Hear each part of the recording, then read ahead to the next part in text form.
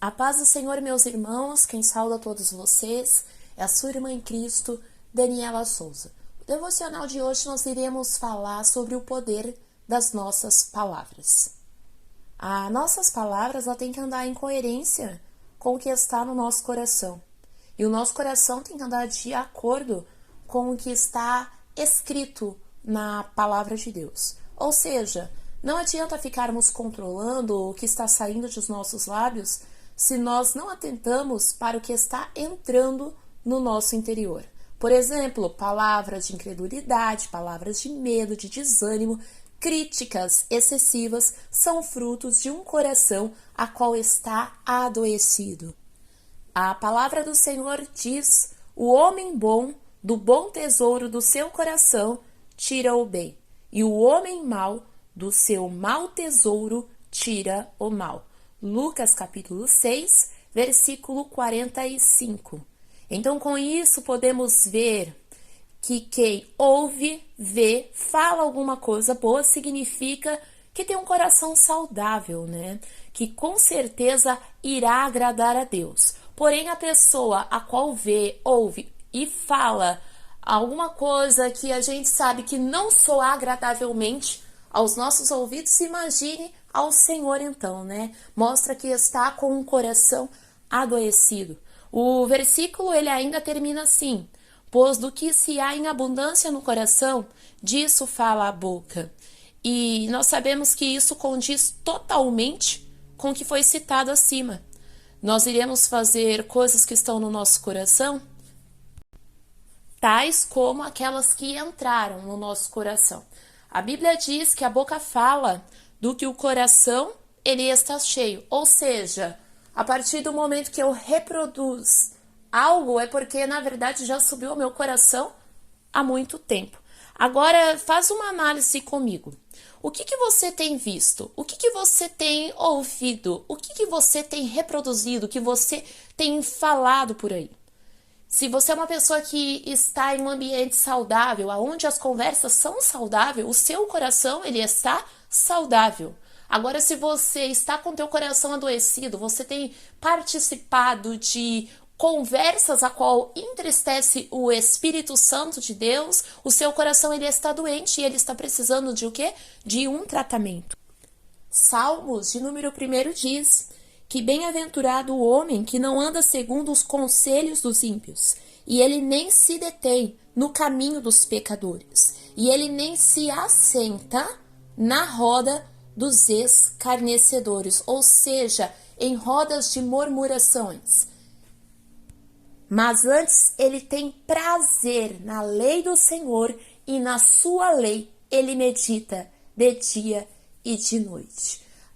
Primeiro tópico para ter um coração saudável, uma vida espiritual saudável, é procurar sempre meditar na palavra de Deus e não apenas meditar, né? Mas viver, ter uma vida alinhada àquilo que a palavra ela ensina. O segundo tópico é fugir da roda dos escarnecedores, fugir de conversas que não condizem aquilo que a palavra nos ensina.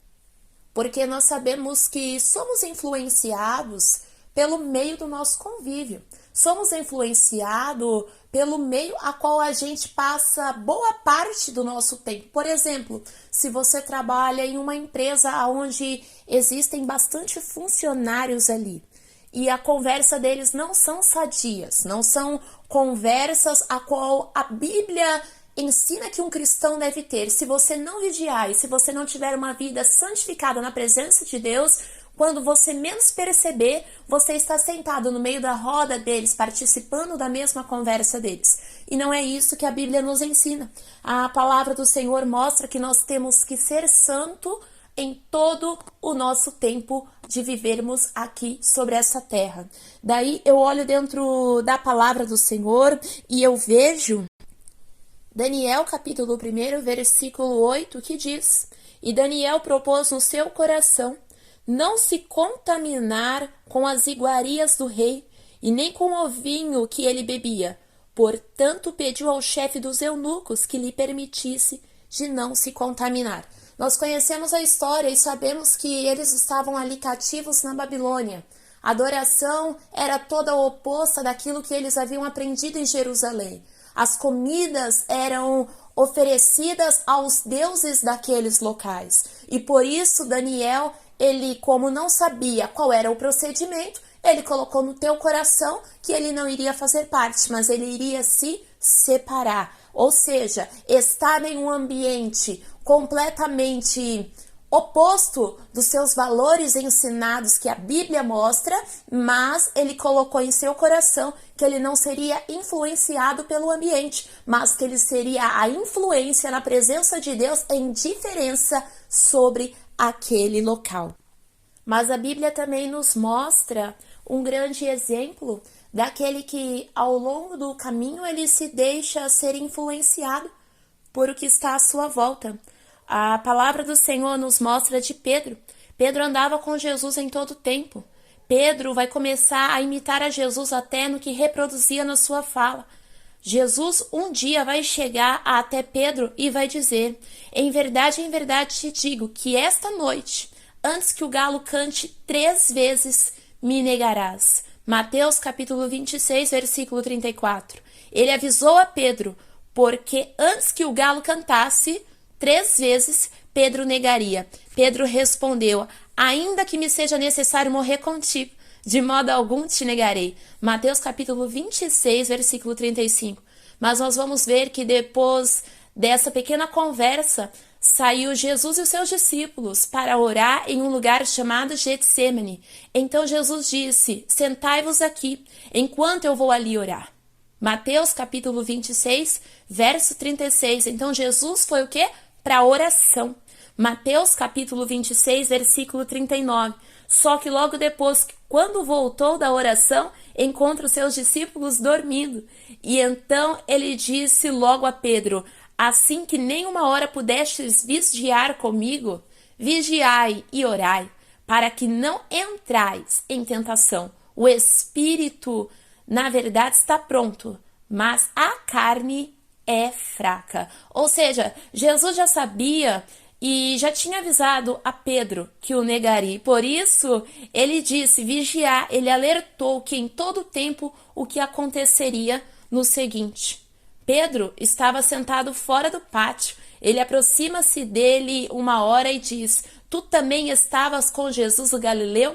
Mas ele negou diante de todos, dizendo: não sei o que dizes. E saindo, vestiu-se o criado e viu, e disse que ali estava também com Jesus o Nazareno.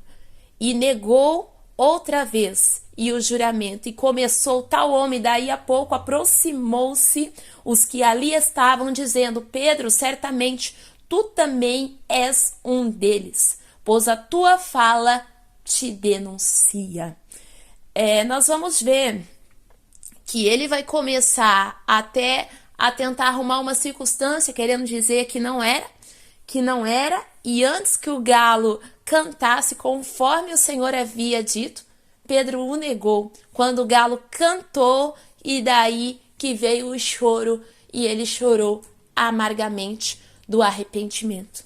Então, meu irmão, de qual forma em que você tem andado? De qual forma que você tem vivido? A sua conduta, ela tem sido. O seu coração, hoje, ele está cheio do quê?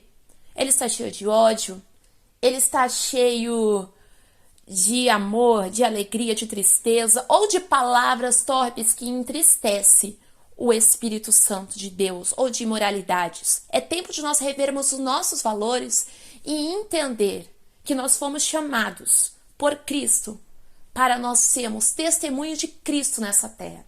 E o testemunho de um cristão aqui nessa terra, ela começa, através das nossas palavras, através das nossas atitudes. Faça uma autoanálise agora, você aí mesmo, sem convidar ninguém, sem dizer nada a ninguém, e escolha por caminhos a qual você consiga seguir Cristo, não apenas do lado de fora, mas que você venha ter transformação, começando do teu interior, do teu coração, porque tendo a transformação iniciando do teu coração, isso irá refletir sobre a sua alma, e as suas ações, elas irão mudar e irão mostrar quem realmente você tem sido. na presença de Deus. Renda o seu coração a Deus. Mostre a Ele que você está no secreto. Deixa Ele moldar o mais secreto da tua vida, que é o teu coração. Deixa Ele te direcionar para que no momento que você disser as suas palavras, elas venham ser instrumento de Deus para aqueles que lhe ouvem, instrumento de Deus para aqueles que estão à sua volta. Amém? Receba esta palavra como algo transformador em seu interior e que a partir de hoje as suas palavras ela possa ser bênção, ela possa ser alimento para quem está à sua volta. Que Deus abençoe a sua vida. Fique na paz do Senhor Jesus.